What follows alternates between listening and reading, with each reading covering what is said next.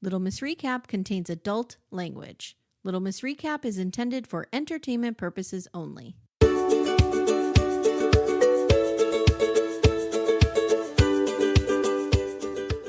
Hi everyone, welcome to Little Miss Recap. My name's Amy Archer. I'm your host. I'm here today with Dana, the Bravo Investigator. Hi. That is me. Thank you for having me, Amy. How are you? I'm great. I'm so happy to be here. I'm happy to be Little Miss Recapping with you, and I'm excited about our topic of today. Oh my God, I'm so into this documentary. I've been telling everyone, you need to watch. I was at a bar last night and I'm saying to my friends, like, have you watched the Charlie Sheen documentary? They just look at me like I'm insane. Because half the time when I'm at this bar, I'm like, have you guys been, talking about the Delphi murders? Who do you think commit? Like, I'm always bringing up true crime. So to have a little reprieve from the true crime was, I think, a good thing. But so tell everyone where you can be found and what you cover, because you do a lot of Bravo stuff. And I know I have a lot of Bravo fans in my audience. So, and they're not getting Bravo it here. stuff. But just so you know, Amy, I do watch everything. I am a huge 90 Day Fiancé person. I'm watching The Other Way, Happily Ever After. I do all of those series. The one I haven't watched, though, is UK, which I feel like you're really big on. So maybe I'll give that one a chance. But I basically watch all the Bravo shows, all the Housewives shows. My favorite ones are more of like what we call like the younger generation, like Vanderpump Rules, Summer House, Southern Charm. And that's what I cover typically on my podcast, the Bravo Investigator podcast, but I also cover pretty much all of the news in the reality TV sphere, whether it be Bravo or Love is Blind, Teen Mom. I'm still really big on Teen Mom. You're big on Teen Mom, huh? Janelle is always doing something, right? So there's always some news going on with Janelle or even Kaylin, right? So there's always something going on. So Mondays I do a reality roundup sort of like yours, but with Bravo and some other reality TV stuff. Throughout the week I do Bravo recaps. Right now doing Miami, OC, and Salt Lake City has just recently come back. And yeah, I'm just trying to cover everything in the reality TV space because that is my jam. Okay, so we talked a little bit off air, but I told you, like, we did the Real Housewives of Salt Lake City season 1. I hated it. But McBee Dynasty, I loved. Did you love it? Obsessed. Okay. I didn't think I would be. Like, it's about cowboys, and I didn't really... and all the things that people connected it to, I couldn't really connect it to because I didn't watch, like Yellowstone or maybe even Succession. Girl, it was like a mixture you need to go down the Yellowstone path. When you're in a zone of like, I want to watch this kind of thing. So I'm in the, the reality TV zone right now. Sometimes you're in like a murder doc vibe, right? So that's just not like my vibe right now. But I don't know what it was about it. I think it had like that perfect mix of drama between like, there's like financial drama, there's business drama, then there's the lady drama, but then there's like FBI involvement. And then you had this one guy who you're not sure, Steve Jr., if he's like a good guy or not, but he ends up being like the person who is sort of the go-to for everybody. He holds it all together. Yes. And he's, and I really, Galena is like literally the best reality star of our time. I hate to even glamorize her emotional dysregulation, but it is fun to watch. She is our Natalie. They took Natalie from 90 Day and put her on McBee Dynasty. She's fantastic. I love her. I'm always rooting for her. I just think she's, gaslit by this horrible monster, Steve Sr. Oh my God. We just love it so much. We love it so much. Is there going to be a season 3? Do you have any idea? I mean, right? I think it did well enough. I feel like, Bravo did a good job of trying to incorporate it into the Bravo sphere. They had other Bravo Lebs do like watches of it, almost like pillow talk in a way, right? They had the Bravo Lebs do like, watching it. I think they're going to be at BravoCon if they can be. They're doing I think they are. podcasts. They're really trying to make their way into this space because, listen, on the back end, we're fully aware that they have financial issues. So why not branch out into the Bravo space and immerse yourself in us? Because we will hand you money if you hand us quality television. It's interesting because I was thinking, like, why wasn't that a show for TLC, right? And then when you think about it, Bravo's kind of space is like people who think they're rich. And that's the McBees. And they are rich compared to me. Don't get me wrong. But I'm kind of like, okay, I see them fitting over there better, I think. I thought it was a good fit. And I thought it was a great season, and I'm here for season 3. We need to make it happen. Yes. And that's very improv. Just one note on it. I don't know if it was you that said it or maybe it was a different podcast about the concept of like, this is probably, even though it's unsaid, probably a show about a bunch of MAGA cowboys, but we didn't actually see that, right? There was no mention of politics. There was no mention of anything like that. So you were able to immerse yourself in it without taking on any ideologies because they weren't presented to us. It was purely the content. It was, and I long for those days so often of when we could leave politics aside and just be like, okay, I'm going to engage with these people as people, and that's it. And we might not agree, you know what I mean? But like, that's okay. It doesn't matter. Yeah. So, yeah. Okay. So let's jump in, shall we, to Charlie Sheen. Now, I just wanted to hear your overall thoughts on this documentary because I loved it.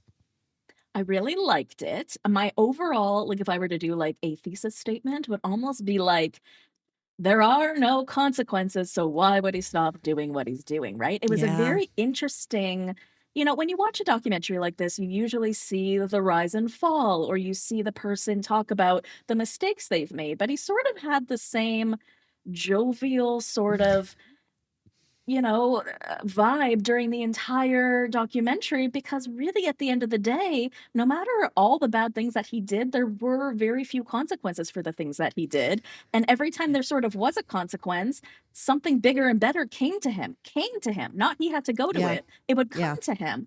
And so it was just sort of interesting in that vein to sort of, you rarely see that. Somebody who can just go through life being very chaotic and very destructive and have very few consequences for their actions. I mean, a rich white man probably fits that bill.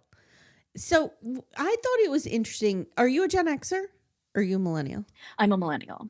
Okay. 1983, so like a higher millennial. Oh yeah, you're an elder millennial. Yeah, Thank you. There we go. Mm-hmm. And I'm a younger Gen X. So I was born in 77, so there's only 6 years between us. So I grew up with Charlie Sheen. Charlie Sheen, like I didn't really. I never watch Platoon because I don't watch war movies, but that's a whole other thing. But like I remember him in Hot Shots. I remember him in Major League. I remember him in Wall Street. I remember all of that. And I felt that this was a slice of Gen X nostalgia. Like it was really heartwarming and touching at many places. But I also agree with you. There was this, I like if you were to ask me percent wise to break this down, I would say at the end of the day, I think Charlie Sheen is 70% contrite, 70% sorry for what he's done. Like there's a missing piece. Yes. That felt like there was, I don't have a lot of personal connection to drug addiction. I have a lot of alcoholism in my family, and I've been, enmeshed in it in many ways, engrossed in it, whatever you would say. There wasn't that sober talk, if that makes sense. Like it just didn't, there was something lacking there that I was like, oh, this is somebody who's very early in their recovery. Even though it's been 7 or 8 years, I still am not 100% convinced it's there. You know what I think it is? I think it might be that concept of dry drunk that I've been hearing about recently, where you are the thing, you are sober, but you're not doing all the other things. I think if I can speak for you and tell me if I am mistaken, but what I feel like you're trying to say is like, you don't have that piece where you're talking about all the steps that you took and the remorse and the way that sober people speak, right? About their sobriety. Yes. It seems as though he's more so done it because, I don't know, he had to. I mean, we can get into all the reasons and all the sort of relapses I have 8 that he pages had. of notes, so we'll get into it. Right. Mm-hmm. So we'll talk about all the reasons why he got sober and then like relapsed and regained his sobriety. But it feels different than other people who, I mean, even Jax Taylor, I hate to give him any credit whatsoever. I don't know him. When you, is he the Vanderpump Rules person? You know who he is, yeah. Barely. You know who he is. Okay, well, on a could I pick him out of a lineup? Maybe. If he was in a lineup with like people, I don't know. Who okay, well, like he him. recently came out admitting that he's had a coke addiction for like 20 plus years. Okay. He's on the show The Valley, was from Vanderpump Rules. Oh, The Valley. Okay. And you know, it seems as though he's doing it because he has to. And he'll speak about things like his losing his job or his child or things like that. But there is that piece missing about like really wanting to. That being said, in some, and I do have to listen to his podcast for like quote unquote work, I do sometimes hear him now speak about it in more of like sobriety terms and wanting to be better for whatever reasons. There is that sort of language. And maybe I'm not using the correct language because, you know, I don't come from it, but there is that language that comes along with it that is missing. And I feel like that is because he's not doing it for the, I don't want to say the right reasons because everyone has their own reasons, but I don't feel like he did it the conventional way. Does that make sense? Yeah, and I want to be very clear. Like, we're not judging his sobriety. No. Everybody's sobriety is personal. It's a personal journey. What I just said, I just feel like, I don't know. And I'm not saying that, you know, oh, he needs to throw himself on the mercy of the court or anything like that. Charlie Sheen doesn't owe us anything. He owes his daughters and his sons things and the people he's hurt. But I just felt like when I hear other people talk about this kind of stuff, it feels different. That's all. Yeah. Like there's still this, I'm still Charlie Sheen at the end of it. You know what I mean? It's like, okay.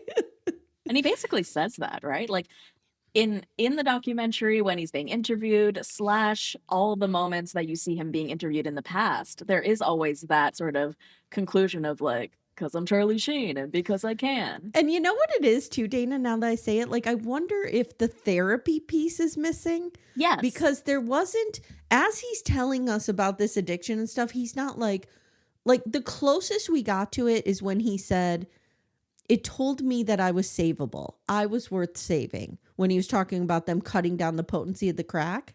Sentence I never thought I'd say. But there wasn't, as he's going through this addiction and stuff, it was never like, well, I felt this way, so I was drawn to this. It was always just, I did crack because crack was great. Right. And so it's like, well, what are the deeper reasons that this addiction fueled you for 20 years? Right. Like there's got to be something more. But you get little, I mean, he made like a very small statement about his father being on substances and this moment, I think when they were in the Philippines and they were there because they were filming for Martin Sheen's movie and he, I guess, was on something according to Charlie and like took a knife, put it in his mouth and sort of like grinned at Charlie with it. But that was just like the only moment. And there's nothing, like you said, like there's usually a backstory as to what led you to get here.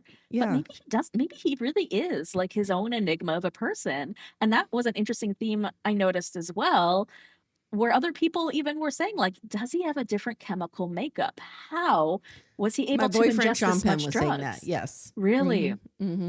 So John Cryer, though, was giving that. Like, okay, so here's a good example. John Cryer is saying, you know, Charlie Sheen, I think he doesn't think he deserves what he has.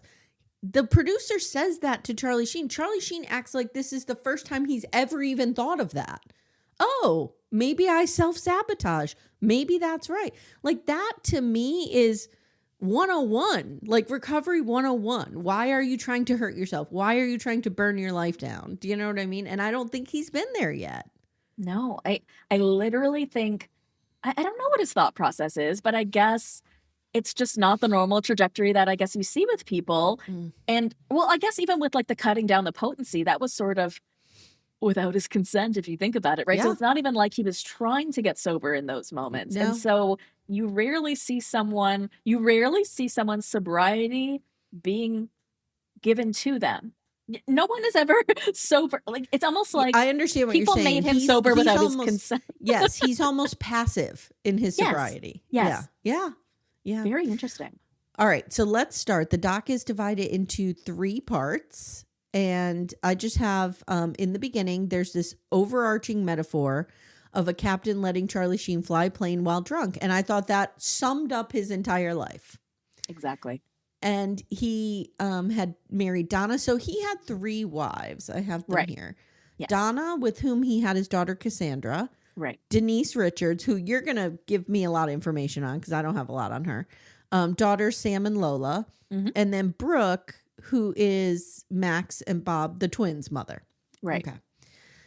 So 1965, he's born. And I cannot tell you as a writer how many writers I've seen use this device where they say, I was born dead. This is a very common thing. I hear it a lot. Yes. He was born with the umbilical cord wrapped. He was not breathing. Doctor brings him back. His birth name is Carlos Erwin Estevez. Erwin is after the doctor who saved him. And feel free to just jump in as I kind of go through this. Well, one thing I do want to mention when we're talking about him as like a rich white man, I think this is an interesting example of someone who is technically not white, but ended up using a white passing name and is white passing looking. And that wasn't really like a thing then, but he got the privilege of being a rich white man without actually being a white man. Yeah, let me be very clear. Like when you look at Charlie Sheen, if you did not know his birth name was Estevez, you would think he was a white person. Yeah, 100%. Absolutely. So the whole family culture revolved around Martin's acting career. They lived in New York City, and then when Charlie was 3, they sell all the furniture and move out to this rural farmland called Malibu, California, which looked amazing. And I loved all this Super 8 footage that we see. The documentary is so well done. Yes. The soundtrack, the clips, how they pulled clips of Charlie's acting career that seemed to line up with what he was talking about. Exactly. I was so impressed by that. How were they able to find moments in his career that literally matched every moment that they were describing in the doc? The production of that, or like the research that would have gone into that, like brava. I thought that was really impressive. And so they get, he's from a family of 4 siblings, and they get this Super 8 camera. It seems like Martin Sheen and Charlie's mother, who is not really talked about at all here. Yeah. Which I thought was a missing piece. They encourage expression, and they give the kids the Super 8. And we see kind of like their feral childhood. And we see Sean Penn, my boyfriend. We see George Clooney. We see like a bunch of these kids. Wait, how long have you been together? Sean Penn and me? Since Mystic River. Yeah. Okay, quite some time. Go on. Mm-hmm. Mm-hmm. So Martin makes it a stipulation that he has to bring his family on location. And they go to the Philippines and they film Apocalypse Now with Francis Ford Coppola, obviously. Martin's struggling with substance abuse during this time. And Charlie recounts a time when they left for a few months, and then they find out Martin Sheen was, quote, sick, and he had a heart attack. It's not clear. And they go back, and he's in really rough shape. He can barely walk. And Charlie and him do this kind of ritual. That's another thing. Charlie is very into sports. You see how much sports matters to him. And I thought that was really cool throughout the documentary. So he and his father start playing catch, and like every time they play, they move further apart to kind of get Martin's strength up. And Charlie gets choked up and says, my dad credits me with helping him. And it was emotional. It was an emotional discussion. And he says, it's hard for sons to share with fathers what is truly in their hearts. I hope he sees this for the love letter to him that it is. I think there's something missing in that relationship as well. I mean, we didn't have Martin Sheen in the documentary, but the way that he speaks about Martin is definitely like an admiration and like I want you to love me. And so even just that comment is like, I hope you see this. And because it is hard for men sometimes to express their emotions. And I think that's what he's trying to say, especially for someone like him who there's no consequences. There's no real I'm sorry's. There's no accountability. Even though he is a quintessential Gen Xer through his experiences, he was born in 1965. He's very close to Boomer.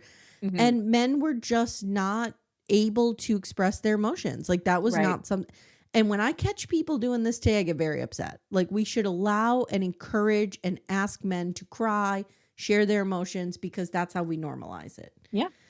So Sean Penn kind of says, we had this untouched childhood, so then they start smoking weed, they start drinking, but it's like normal kid stuff.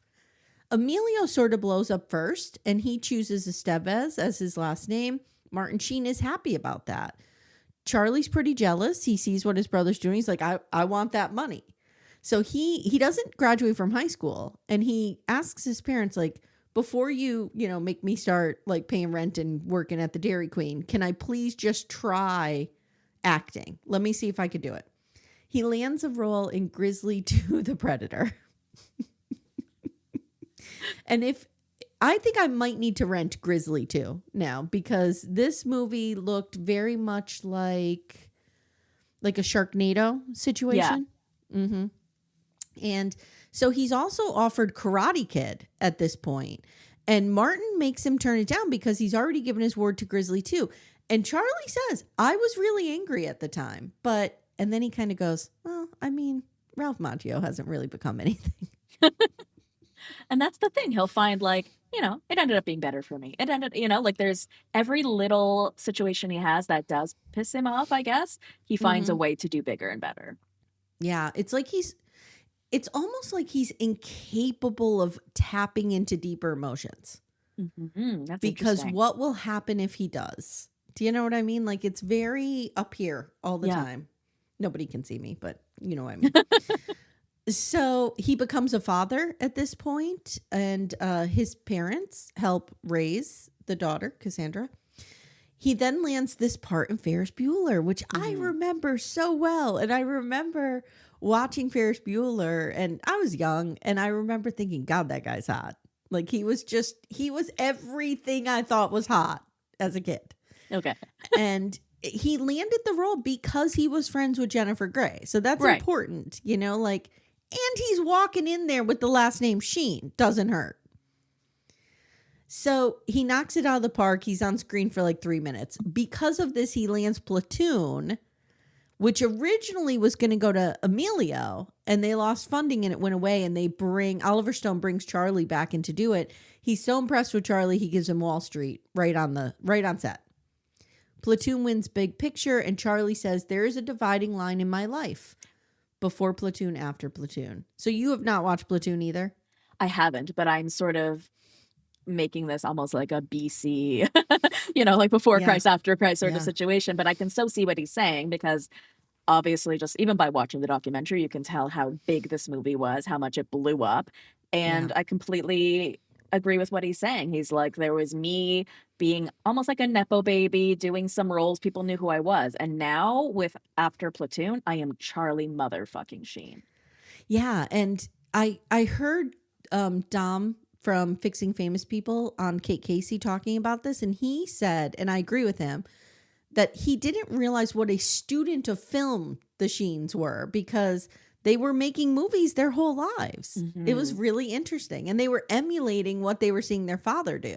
Right. So they had these really complex, it was like when I used to write soap operas when I was a kid, like really bizarre out there concepts that were probably too mature for your age range, but they were emulating their parents. Right. So now Partying with Problems is the next piece. They're starting to get into trouble. They're doing coke. They're sleeping with a lot of women. He makes headlines by accidentally shooting his girlfriend, Kelly Preston. I don't remember this. Did you? I don't know. Before watching this doc? Nope, I did not remember it. But Kelly says it was an accident. So then we have this whole thing about his family staging an intervention, and it's at like 9 o'clock in the morning. Pro tip, if you're out of control and your family member calls you and says, we have a birthday party at 9 in the morning, it might be an intervention. I'm just going to say. I think he said that like he'd heard of them, but he'd never seen one in real life. So let's give him the little bit of credit that maybe way back then it didn't feel like an intervention, because he'd never been a part of one. His 7th grade history teacher was there that he hadn't seen in 20 years. Why is my 7th grade teacher here? The way he describes this room of people, again, with this jovialness, being like, this is odd.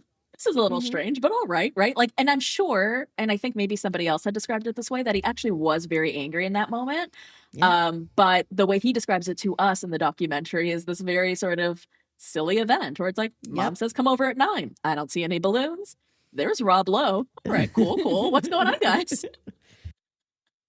And when I say like their party and they're doing, he's connected with Nick Cage at this point. Right. Which I didn't realize Nick Cage was off the rails like this. Me neither. Like, is Nick Cage okay now? I don't know. I don't know if he's sober or not. I don't know. So he goes to this club, and this is where he meets Heidi Fleiss, and he starts to put together, okay, now I remember her. I remember the Hollywood Madam. I remember all of this. I didn't remember Charlie Sheen being connected to it for some reason. But we meet Heidi Fleiss and wow. Time has not been kind to Heidi Fleiss. Or jail, right? Because she did go to jail. Yes. And I'm just talking about like her attitude. She is wild. She is living in a house, first of all, that is my complete nightmare, which is a house full of birds. I'm like, I don't even want to. It was triggering even watching it. Yeah. Let alone living with these people. And, you know, Charlie's trying to talk nice about her. He's like, oh, yeah, Heidi, you know, she was smart. And she's like, Charlie's a crybaby pussy bitch. It's like, whoa, okay. Little Miss Recap will return in a moment. For ad-free episodes, visit littlemissrecap.com/support. Amanda. Amy. For our sponsor, Lumi Gummies today, I have an idea. I think we should do a rapid fire bonus round. Which 90-day celebrity stars need a Lumi Gummy or have taken a Lumi Gummy maybe? Okay. Madeline. Oh, I have her on my list too. Manon. Manon could really use indica. Yeah, to calm her the fuck down. Calm down a little bit. I think Jenny could use a sativa to maybe up the energy a little bit because there's none there. Funny you mentioned Jenny. I have Sumit's aunt can use one to definitely to chill out a little bit. She definitely could use one. This is a wild card. Florian could use one. I don't know what variety. Yeah, but maybe I feel he needs a hybrid. I feel like Florian on a gummy would be good. Yeah. I also have Dylan's mom from Dylan and Patia. Yeah. And I have Luke's dad of Luke and Madeline. Yeah. Mm-hmm. Yes. Yeah. And we can use Lumi Gummies as well. Yes. All the time. Consistent, mellow, and super delicious, Lumi Gummies are specifically designed to make you feel good, not stoned. Whether you're looking for an end-of-the-day de-stressor, a midday mood boost, or help getting the best sleep ever, Lumi Gummies has a strain that's right for you. So, Amanda, our flavor that we like a lot in this home is the sour strawberry cookie hybrid. Ooh, is it particularly sour? It's not super sour because I don't like sour things. Yeah, I don't either. But I just find that it's the perfect blend of up and down. It's right in the middle. Nice. But you feel good. I really like it. I'm a hybrid girly myself, and I'm going to go with the watermelon sorbet because I do enjoy watermelon, and it's just a nice, cool, chill evening of watching TV. You know what I need to do? I need to take one before Sister Wives comes out. Before I meet my arch nemesis in the ring. Yes. I think it would help you a great deal. I think it would help Cody Brown a great deal. Oh, absolutely. Absolutely. Yeah. Guys, Lumi Gummies are available nationwide. Go to lumigummies.com. That's LUMI gummies.com. Use code Little Miss Recap for 30% off your order. That is Lumi Gummies, LUMI gummies.com. Code Little Miss Recap. Lumis.com. Code Little Miss Recap. It's 30%. And the link is in the show notes if you guys need it. So she brings up a good point, and I do think Heidi Fleiss is one of those figures like, and I'm not comparing what they did, but one of those figures like a Monica Lewinsky where we need to re-look at her story. You know what I mean? Because she was villainized, she was, slut-shamed, I'm sure. But in the end, she says she went to jail at 26 for running an illegal consensual sex empire. Like, she makes it a point that it was very consensual. Wait, I'm confused because, as a strong feminist, I'm like, yeah, I totally support that. And it sort of seemed like Charlie was supporting it as well. He's like, wait a minute. What is the issue here? That this woman is running this like female-owned business? Is that the problem? And he said that the cops were saying to him, oh, no, it's more of an issue of tax evasion. And then he was like, oh, well, that's more of a her issue. Yeah. So what did she go to jail for then? Because now I'm confused because I'm like, is it the tax evasion or was it the business? Because I can't really argue on the tax evasion piece. Well, I mean, the business was illegal. Yeah. So, here's what she went to jail for. Attempted pandering. Which was a new word for me that I learned, which basically meant that if you're buying girls for your friends and then you're handing off the ones you paid, it sounds so weird and attempted disgusting. Pandering occurs when a person takes significant steps to persuade, recruit, or arrange for someone to become a prostitute. Oh. Even if they are unsuccessful in their efforts. So that's what she was. That's a state charge, and that's what she was arrested for. And then the federal charges were tax evasion just tax evasion. And she was sentenced to 7 years in prison. But I think we need to go back and give her let's look at her through a 2025 lens and see what was going on there. But you're right. Charlie, again, kind of saying, well, yeah, I mean, I did testify against her, but she did the tax evasion, not me. So, I was just, well, no, dude, like you testified against her. Yeah. So in 1995, he's 30. He's getting a star in the Hollywood Walk of Fame. Like things are going really well. He's doing so much coke at this point that he has to shove ice cubes up his ass to stay awake in scenes. Insane. Sean Penn says, here comes my... Now, at first I was like, wow, Sean Penn does not look good here. But the more he spoke, I remembered why I'm so into him. And he's, smoking. He's all disheveled. Brooding. I'm into him. Into him. He says, this is biological. Most people, men who do cocaine, copious amounts, have extremely enhanced sexual fantasies, but at the same time, derailed sexual competency. Mm-hmm. Thank God your dick doesn't work when you're on coke. If it did, well, that's Charlie Sheen. I was like, okay. So Charlie meets a girl who introduces him to crack. And you get the sense almost that he was like, I could keep doing the other stuff. It wouldn't have been a problem. It was crack that, no, dude, the other stuff was a problem too. Like, trust me, I've been married to an alcoholic. Like, it is not easy on anybody around you. Like, if he thought, well, I have this under control with the coke and the drinking. But I think that is a recurring theme as well. Him, even to this day, probably thinking that he had it under control because, like I said, he lost very little. And when he did start to lose jobs, it was so far down the road. Like when they canceled 2.5 Men, he picked up anger management right after that, or the tour, or whatever it is that he had immediately after.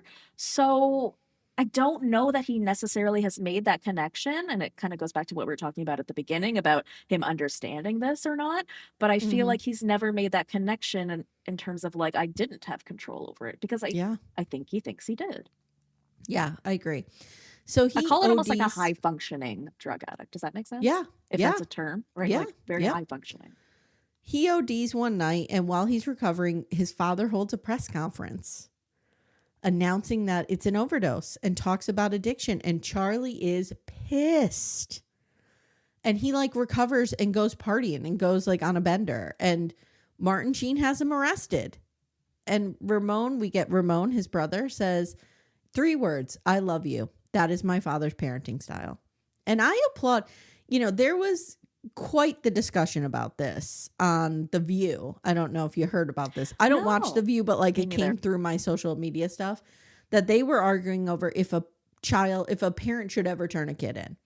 And I say, first of all, I've never parented an addict, so I'm just giving my opinion without experience behind it. I think you do whatever you have to do, including calling the cops on them if that is necessary. Mm-hmm. That's just my opinion. But so he gets out of rehab in 1998. He's been there a year, and all he wants to do is go to a baseball game. And Martin brings him there, and Charlie gets to play with the team. You get the sense it's like this AA team. You know what I mean? And he plays and he hits a home run in front of his dad, and his friend, who's Tony Todd, who's in the whole documentary, a best friend from childhood. He's like, it was just the sweetest moment, like that he hit this home run in front of his father. It was really nice. All right. So he comes out of this. He's a year sober and he's like, I can do this. He lands Spin City because he wants something with structure. So he's looking for something that is not a 9 to 5. 9 to 5. Yeah. That they pay you millions to do. Yeah. Michael J. Fox is stepping down at this point because of his health. I love Michael J. Fox. West Wing is on at the same time. So Charlie and his dad are doing well. Charlie talks about how they would watch their shows together every Tuesday night. And Charlie's nominated for a Golden Globe and he wins. It's the only award he's ever won. He meets Denise Richards. And I just have a note here, Dana, like, wow, she's changed physically. I have not seen Denise Richards probably in 20 years. Yeah. you know, and there's something about being a housewife and being on those kinds of shows and wanting to keep up with sort of like those things. But like, I guess my take, I mean, I love Denise, but like, I didn't love her in this doc. She came off very like loopy or like out of it and not like the strong woman that she actually was during, all of this, right? I mean, like, there's so much here that, they talk about her making sandwiches for him and his hookers. Her taking his twins. Her taking the twins for almost a year. Like, which I thought was fantastic. Amazing. Not even your ex's kids, but your ex with somebody else. Yep. And both of them are too incapacitated to take care of the children. You take that on. She's always been like this strong mother figure. But and I do think it was important for her to be in this documentary, and I love that he had 100%. Most of the exes in there. I just wish she had come off a little more credible. I don't know if I'm using the right word. Well, the thing with her is, if you ask me, did I come away from this documentary with a more favorable opinion of Denise Richards? My answer would be yes. I really was impressed by her. But I could also see where, she's been on reality TV because like she would start crying and she's like, no, we need to film this. We need to film this. I'm like, that is like 101 reality TV. So there's a little bit of that. Like, this is somebody who's been on reality TV. She knows how to do this. But man, was I impressed with her in terms of what she has done for him, what she has survived with him. Like, I had a favorable opinion about her. And like in all the research that I'd done on her, like she had done her own autobiography. And when I do like these episodes where I deep dive a certain Bravo lab, I do a ton of research. I will read every book they've written, listen to every interview they've done, watch every show that they've done. And you did one on her?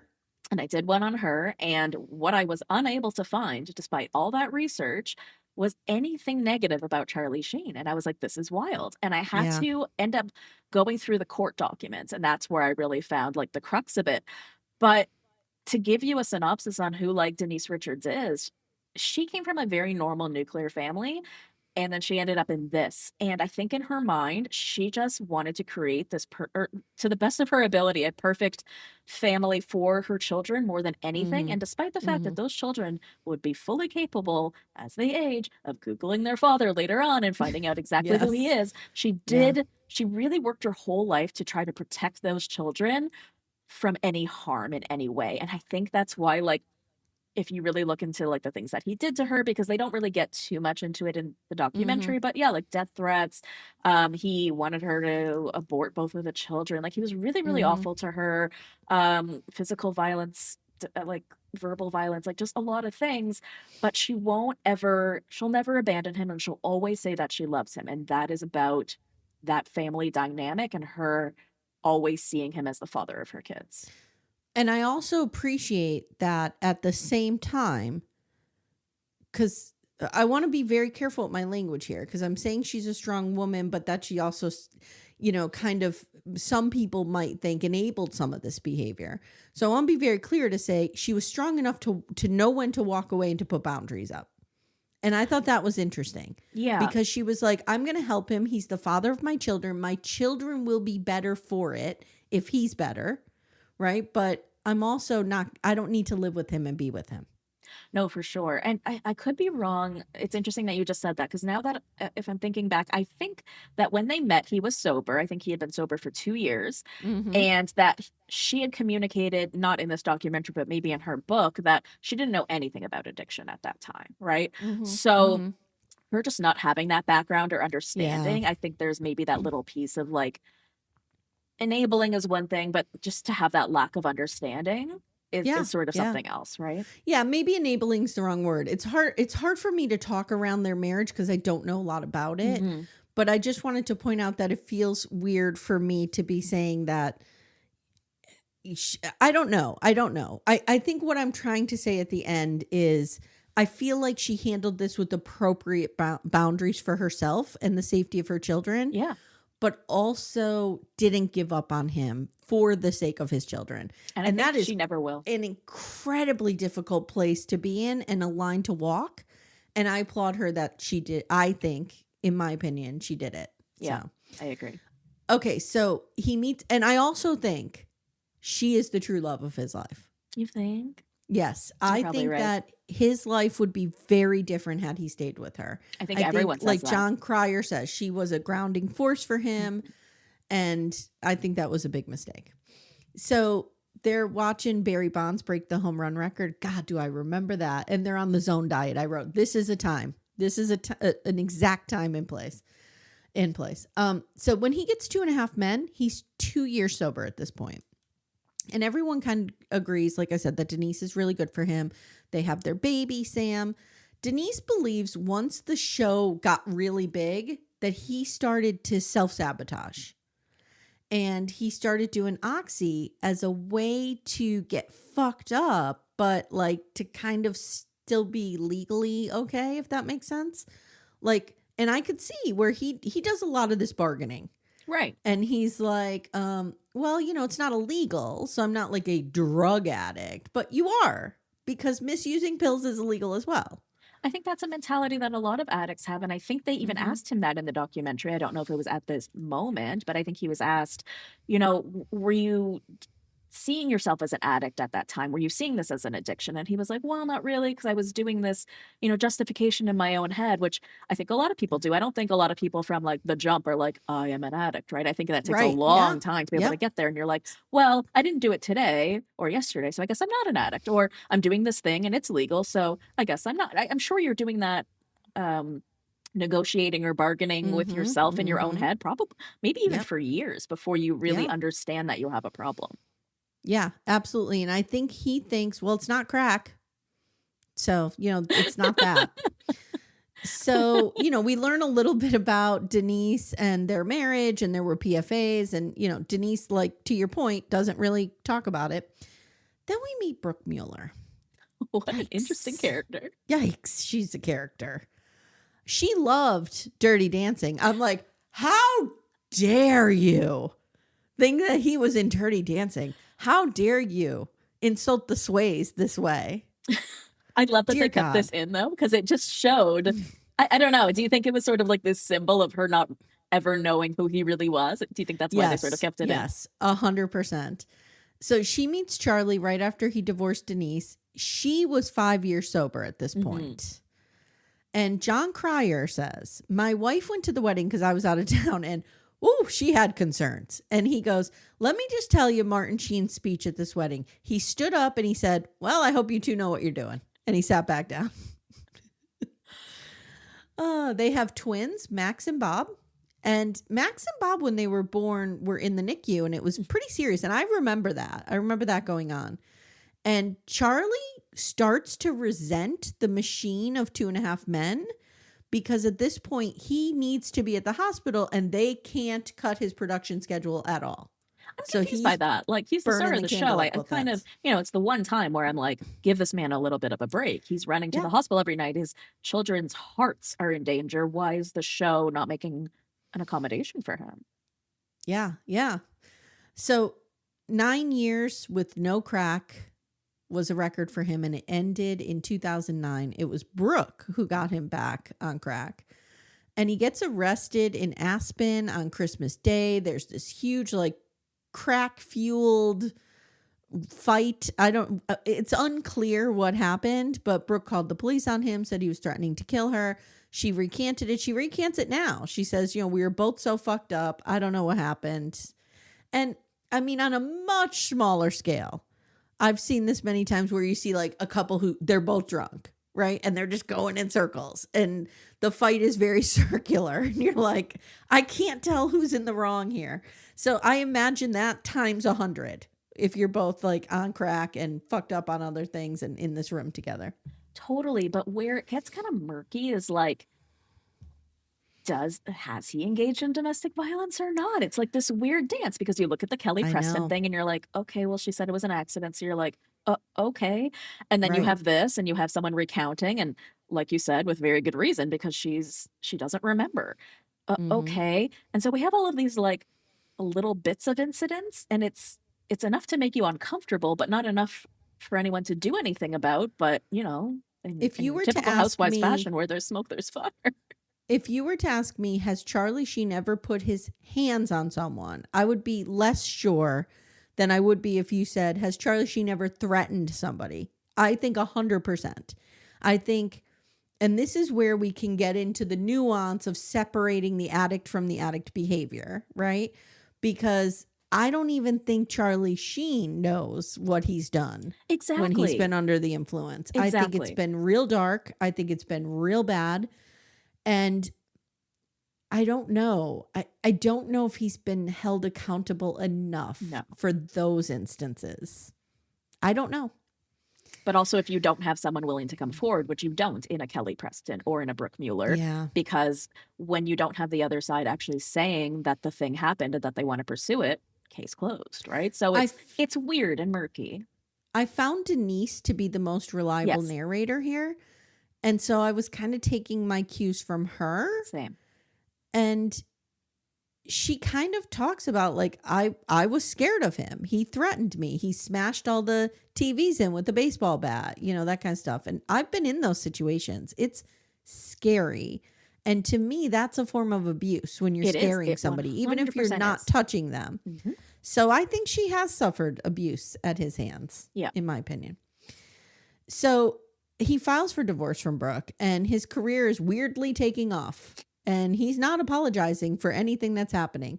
And it's interesting because they show Tiger Woods at the same time being very contrite, giving this weird press conference where he has to stare his mother-in-law in the face and be like, I fucked around. I don't know what's happening. Contrast that with Charlie Sheen, who's not apologetic, winning, you know, just kind of going crazy. And it's like, and he's getting rewarded for it. So the public starts to embrace him. And I very distinctly remember this time. And I remember him being heralded as this fuck you to the man, fuck you to the corporate gods kind of figure. And it's like, guys, Charlie Sheen, son of Martin Sheen, brother of Emilio Estevez, cannot be the poster child for rebelling against the Hollywood machine. Right. He's part of it. It was just weird. It was this, like, I don't know. It was strange. It was like a contradiction. Yes. So he gets a contract. He basically, Les Moonves shows up one day, and who has now departed our ecosphere. And he's like, you're either going to rehab or we're shutting the show down. So it's not clear what happens there, if he goes to rehab or not. All I know is somehow Charlie Sheen comes out of this making $2 million a fucking episode. Right.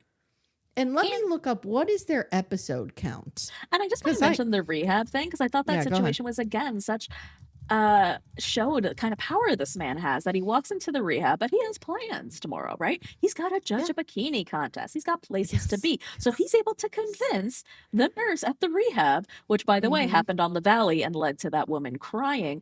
This is a different situation where it led to him convincing this woman at rehab that he will be back in the morning. Otherwise, she gets $1 million.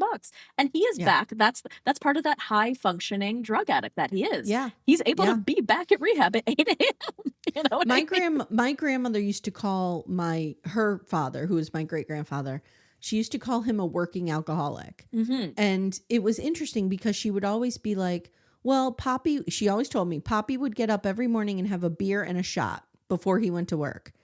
And I would be like, Graham, so he's an alcoholic, right? Like, he's drinking first thing and she's like, well, he always worked. He always had a job.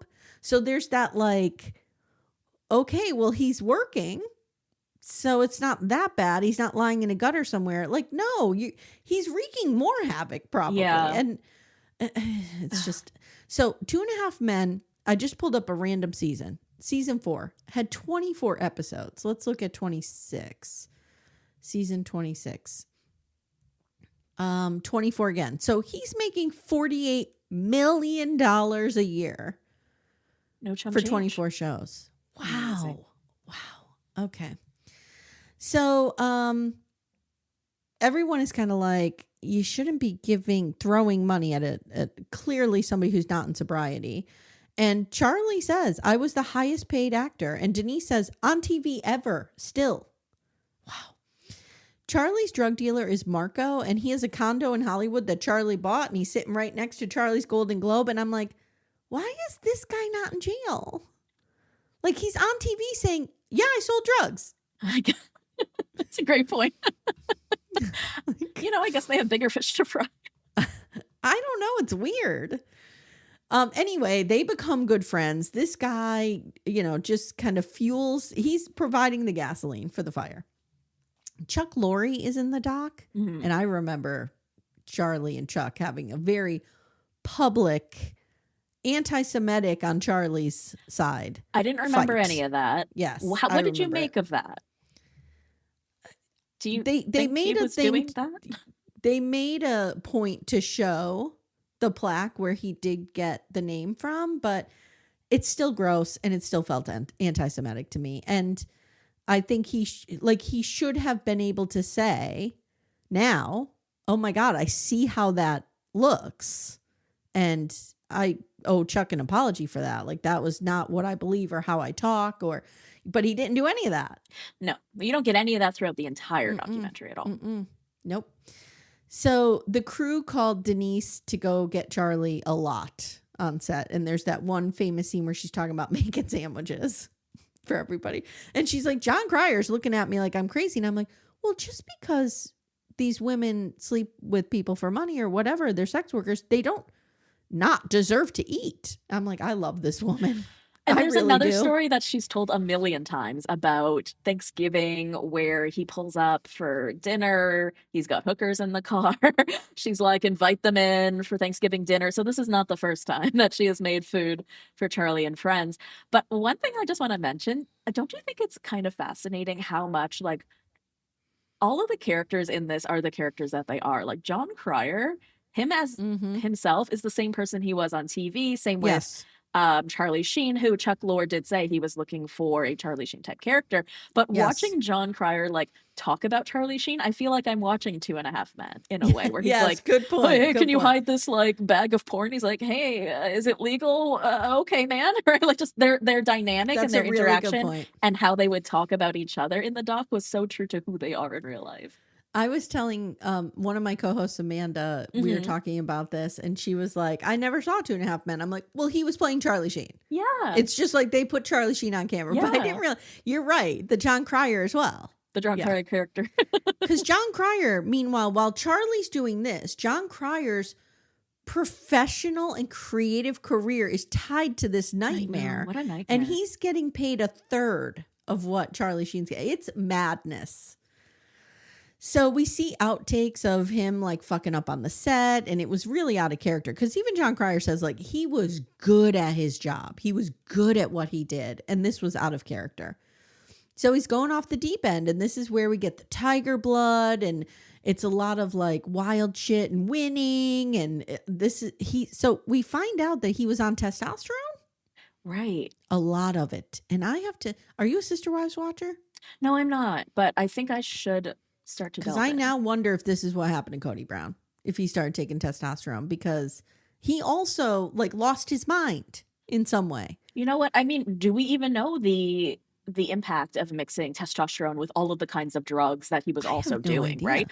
But like when we were talking before about the chemical makeup and how he thinks he has tiger blood, I do wonder what it was about him as a human that did make him be able to ingest this amount of drugs. And I think that really speaks to why this went on for so long, because most people eventually end up in the hospital or die or they have some moment, right? Like your heart stops, like something physically happens to you that makes you be like, from now on, I need to be better. But what, like, I'm not trying to defend him. I almost am just thinking in just like his mind of like, why would I stop? Why wouldn't I do more? I'm going to keep doing more drugs because my body is allowing me to. It's doing all the things. There are no consequences. Yes, good point. Little Miss Recap will return in a moment. For ad-free episodes, visit littlemissrecap.com/support. So Charlie and Chuck are fighting publicly, and Chuck shuts down the show. He's like, we're done. There's sort of this public war where Martin Sheen and Emilio are talking to the press about how much they love him and support him. And Charlie's like, fuck you. I'm out of here.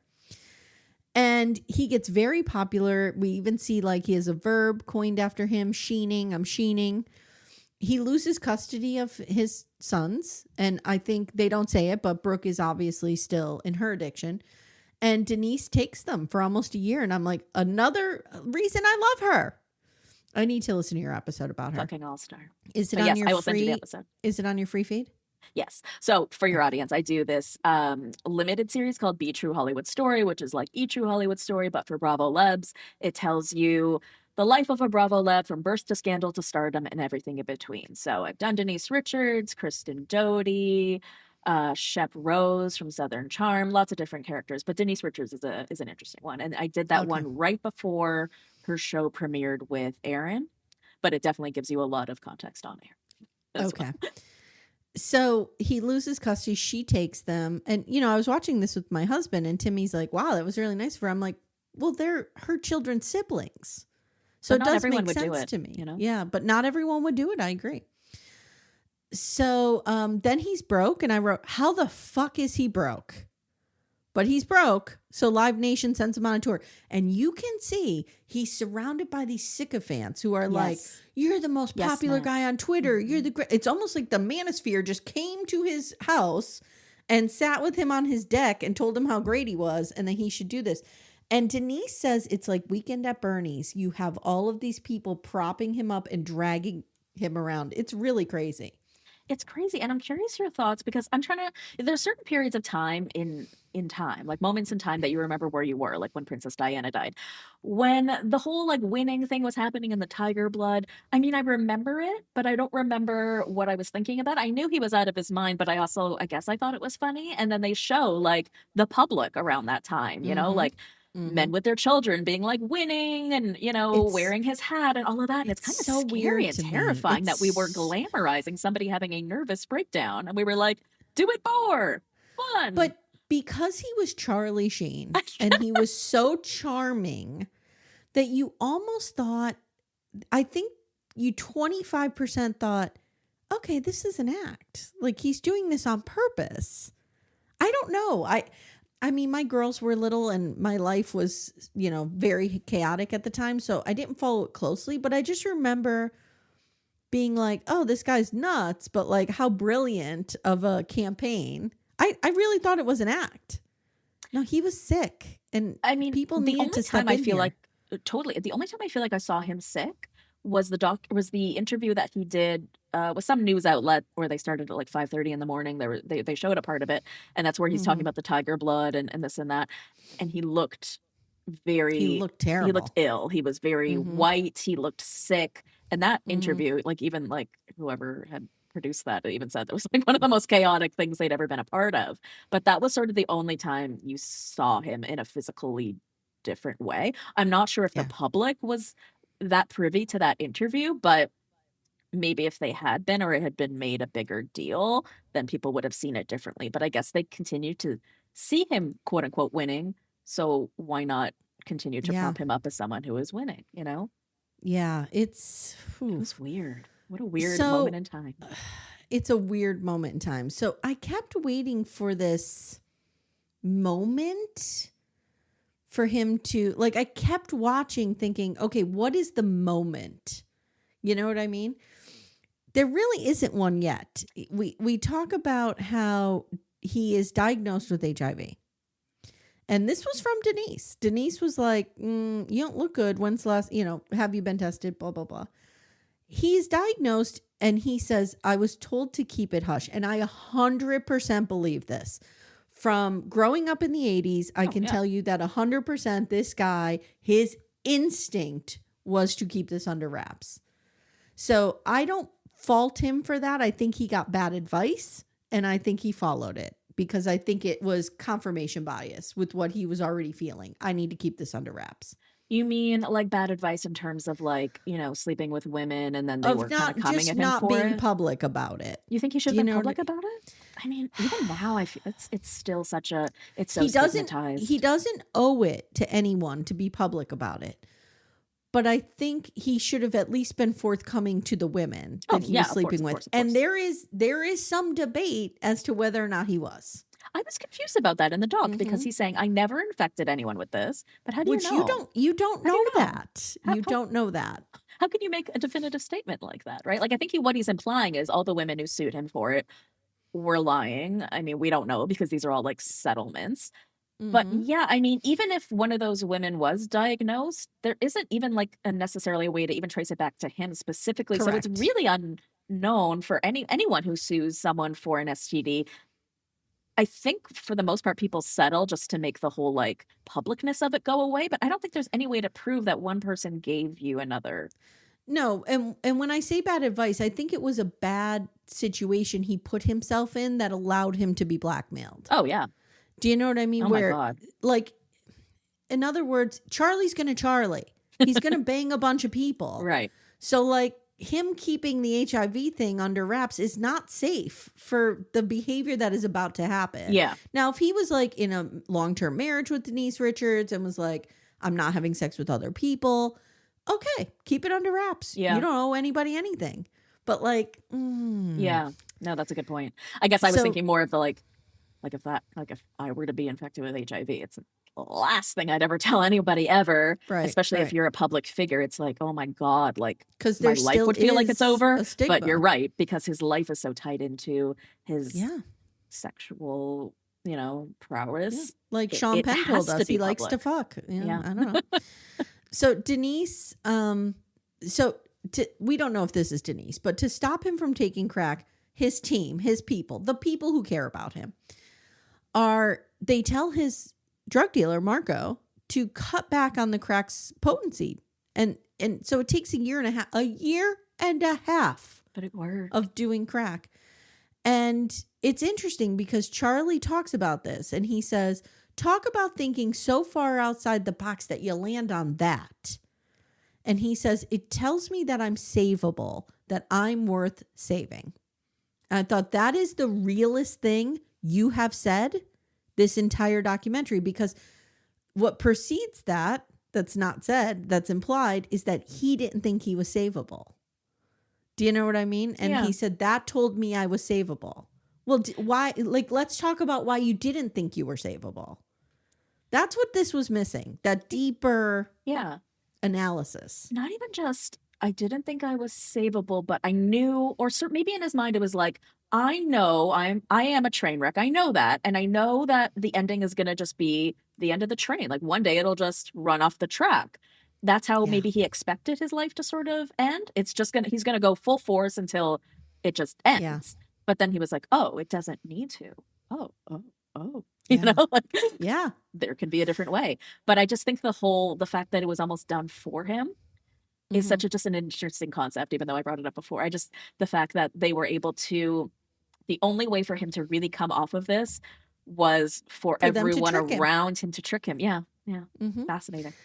So now we get to this part where, and the director makes a big deal out of kicking everybody out of the room. We're going to talk about things. Well, I mean, it's still going to be on TV. So. Yeah. But he's going to talk about things he's never talked about publicly. So the first thing that comes up is Corey Haim. So do you know the Coreys and all this drama? So I didn't really.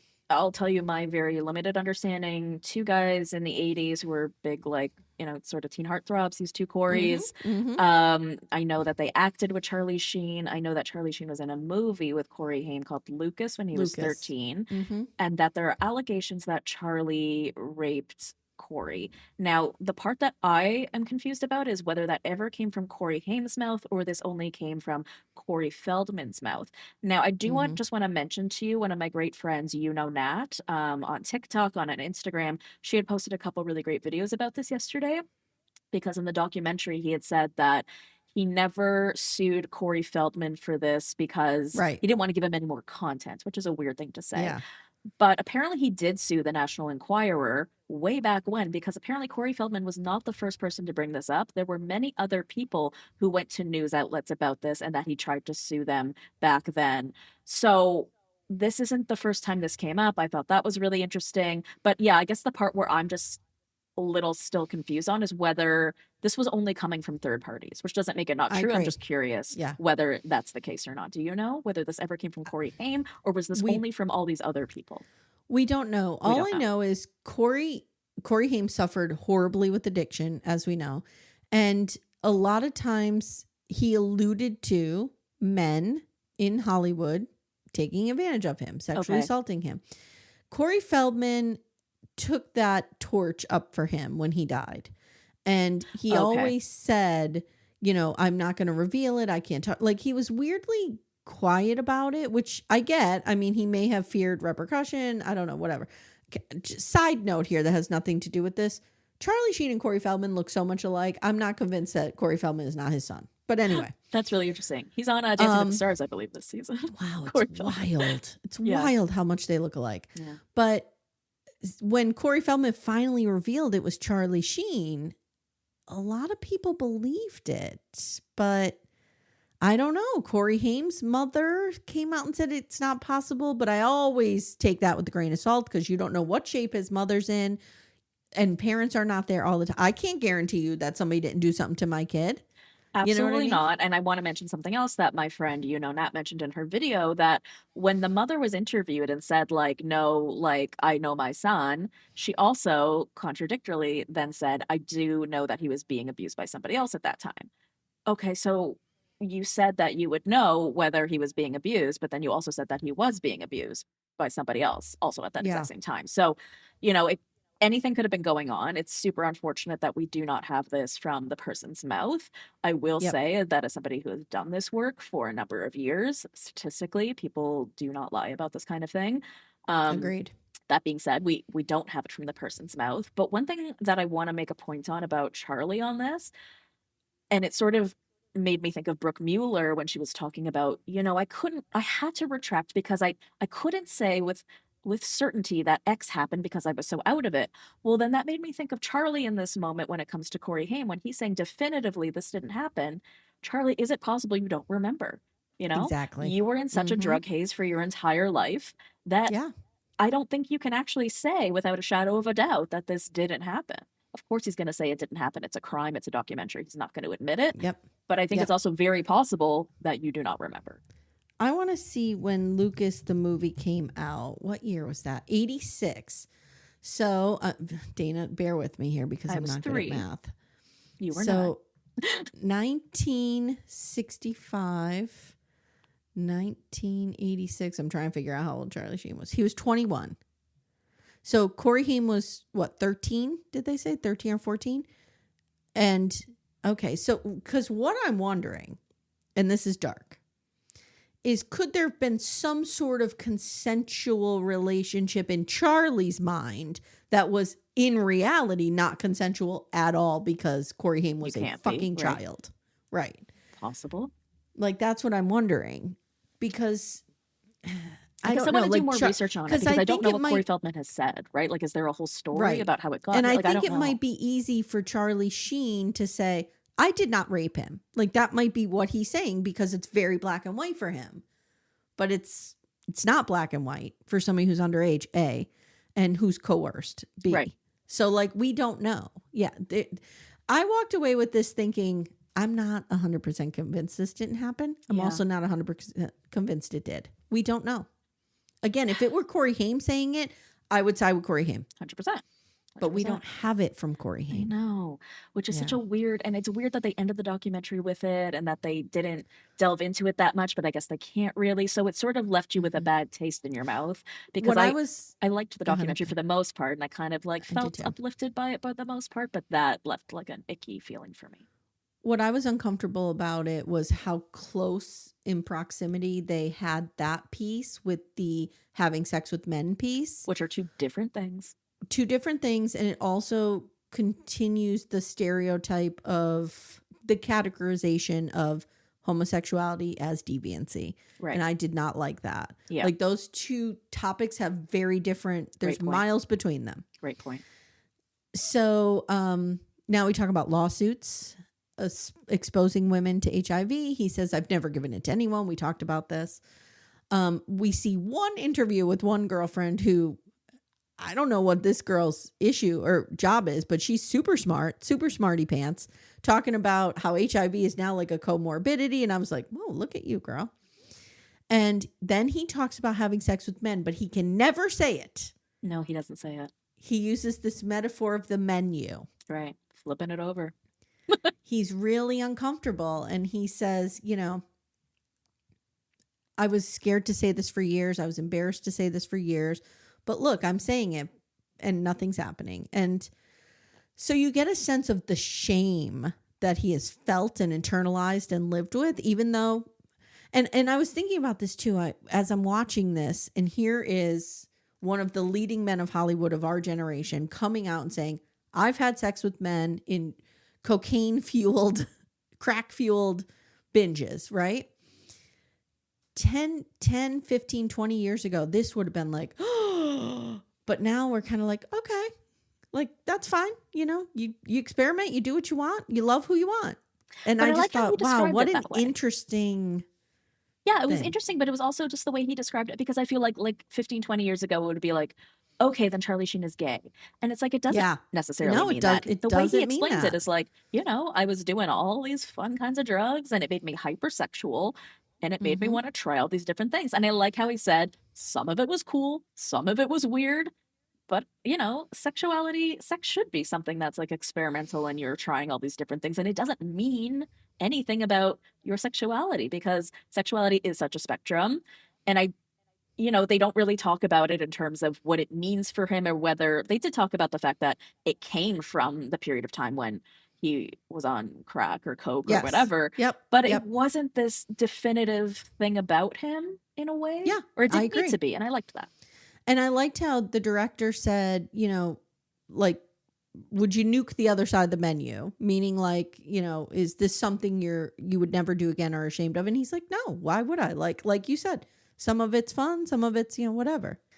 So yeah, I thought that was interesting. Like, I was glad he talked about it. I thought it was brave of him, because it's clearly something he's ashamed of. So, and he shouldn't be, but it's something he's ashamed of. And I thought it was brave for him to talk about it. And it helps to normalize sexuality as a spectrum. But I still, you know, there's still that Gen X culture in there that won't let him just say it. Yeah. And I think that's just, this is a guy, when I see this guy, I'm like, this is a guy at the beginning of therapy. I think 10 years from now, he's going to be able to, if he stays sober, if he stays on this path, and if he does work on himself, does the deep work, I think we'll see a very different person. Yeah. So, what did you think about his daughter and how he said that, you know, his final attempt at sobriety, and seems to be the one that stuck, was because he needed to drive Sammy to a hair appointment and he was too drunk to do so, because he would never drink and drive. That's where he draws the line, of course. Sure. And so he goes with Tony and, you know, make sure that Sam gets there. But on the way back, he has this moment, and not because Sam has said anything, but in the back seat, he gets this sense or this vibe that, like, she's probably wondering, why is Tony here? Why couldn't Dad have just driven me himself? And then it's sort of that one moment, or that one thing that we can cling on to from this documentary, where he's like, okay, my calling then is to be there for my children. I want to be the guy that is the person that they can call whenever they need, which his other daughter, Lola, says now is sort of the person that he is. And I think that's really beautiful. But his daughter, Sammy, has been pretty public about, you know, not having really a relationship with him. But I don't know if you saw her in the media recently, but she posted something saying that, like, it was just like a sad picture of her. It looked like her crying with the words across saying, I didn't know my dad got sober for me until I saw this documentary. And so, you know, he was been out there saying, I don't know why she's mad at me. And I'm like, dude, are you serious? Like, you know, she didn't have a normal childhood because of you. There's and resentment. She almost, you know, saw him in a different light after watching the documentary that she wasn't a part of. And I think I hope their relationship starts to grow from here, because I think that's such like a pivotal moment. I agree. I thought it made total sense to me that, like, there's this, he's drunk in the morning, but he's responsible enough to know not to drive his kid in a car. Like, it was interesting. And then, I mean, like Sean Penn says, there's nothing more amazing you'll do than have your children, right? So what a great reason to get sober. Like, what a good thing to get sober for. Right. I just really hope it sticks. And I love that he is now reconnecting with his children. So we see at the end of the documentary that Bob is living with him. We don't know if Max is. Max might be, but he's not in the documentary. He's going for pedicures with Lola. Brooke is still struggling, and he's very gracious to her. He says, you know, her timeline is different than mine. That's all. That felt a little condescending, though, because it's like, dude, it took you quite some time as well. Okay, like, come on. And the doc ends with a nice tribute to Martin Sheen, where he kind of talks about his dad and how much he loves his dad, and that he's just very grateful. And I don't know, despite all the things that we've talked about, I came away with, I was very moved by it. Same. I was crying at the end. Same. I was very moved. The soundtrack helped with that. The videos. How does the song go? Two it was steps moving. In the yard. Yes. Oh, that's one of my favorite songs. So hard. Oh, that was killing me. And I think the relationship with the kids is what kind of gets to me the most. You know, like, even though the kids aren't emotional in the documentary, just him reestablishing those relationships, or them saying that they're happy to have him in their life. Like, you know, I am crying at that. And so, yeah, go ahead. Sorry. I was just going to say that it's despite the fact that we didn't maybe necessarily get all the things we wanted out of this, it was still very heartwarming. And we did still get to see a side of him we didn't see before in some ways. Yeah, and he came off to me likable. He came off to me charming. I mean, I definitely have more respect for him after seeing this than I did. But if you were to ask me, is he going to stay sober? I would say 30%, maybe not. 70% hope so. Like, I'm not 100% convinced. I'm real. There is an entire group of people around this man who love him, including his children, who are rooting for him and want him to be sober. I'm one of them. I want him to stay on this path. You're one of his children? Yeah, I wish I was. I would have a lot more money. I would be podcasting from a much bigger studio. No, I do not wish I was Charlie Sheen's child. I have a wonderful father. You mentioned something interesting that I think may be the reason, if he does break his sobriety, it's the therapy of it all. It doesn't seem like he's ever done therapy or ever will. And so not having that piece to guide you, I guess, is sort of that missing piece. So if he ever does break his sobriety, I think it'll be because he doesn't have that sort of plan. It's the dry drunk. He's not doing the steps and the things he needs to do to continue in sobriety. All he is doing is just not drinking and doing drugs, which is not enough. Right. And when you, and I've seen many alcoholics in my personal life try to quit drinking without doing the work to figure out where the drinking comes from. And they're white knuckling it, and it's very steeped in shame, because that's what we do as a culture, you know, like, you're good or you're bad. It's very similar to diet culture. Yeah. You're good or you're bad. You have willpower or you don't. And I think when you get into therapy and you start to think, okay, well, why do I think that I take this path instead of that one?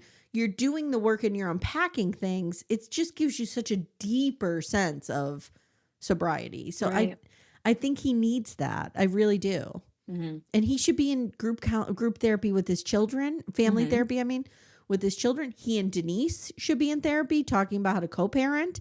He and Brooke should be in therapy. Like, there needs to be so much therapy around this. And I don't know Denise, but I'm assuming that she's gotten these kids some kind of therapy, or for herself, or she might understand it. But in my opinion, Charlie Sheen does not seem like somebody who's done a bunch of therapy. No, and now that I'm thinking about it, I don't think anyone in this documentary or anyone involved in his life has ever mentioned therapy. I'm just wondering now why. Talk about it. Why has this never been brought up? I don't know if it's something that has been brought up to him and it's a particular, like, a no-no for him. Like, that's beneath me. I don't know, right? Like, it just seems odd that it's never been presented to him. So I would more so imagine that he has turned down the idea. But I completely agree with you that this is something that will sort of help him in his life, with his family, with his children, and with the continuation of his sobriety. We can all benefit from therapy. It's not even like a bad, dirty word. I love therapy. Therapy is my favorite. So, you know, it really benefits everyone. Another thing I want to bring up is, like, his mother is totally absent from this entire documentary. I had to look up to see if she was even still alive. What's her name? She is alive. Her name is Janet. Okay. She's been married to Martin Sheen since 1961. She's 81 years old. It is interesting. I mean, he implied they have a good relationship, but you only got that from that piece about the intervention where she's like, oh, can you come over early for Dad's birthday? And just, I know this was sort of nothing and it was just like a trivial communication, but just listening to how he described the communication, it seemed like they had a very normal, regular relationship. But obviously she was the one getting him to the house for the intervention. So, I mean, we could probably picture her as the type of mom who was very worried about him, and maybe he didn't even want her in the documentary because it would portray a much sadder view of the life that he tried to make seem like kind of fun and jazzy. Well, on her end, it may have been real torture for her. I just think it's so interesting. Like, she's nowhere. No women, really, except for his ex-wives. Yeah.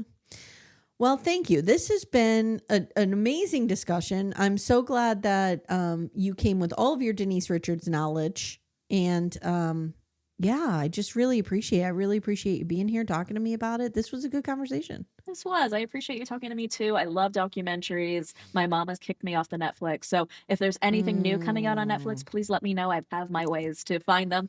But yeah, I love chatting with you. I love having like these deep, nuanced conversations about television, right? When people make fun of us for our love of reality TV, it's like, no, listen to us deep dive. So Dana, tell everyone where they can find you. Sure. So you can find me on Instagram and TikTok at the Bravo Investigator, and you can listen to the Bravo Investigator podcast wherever you get your podcasts. Fun.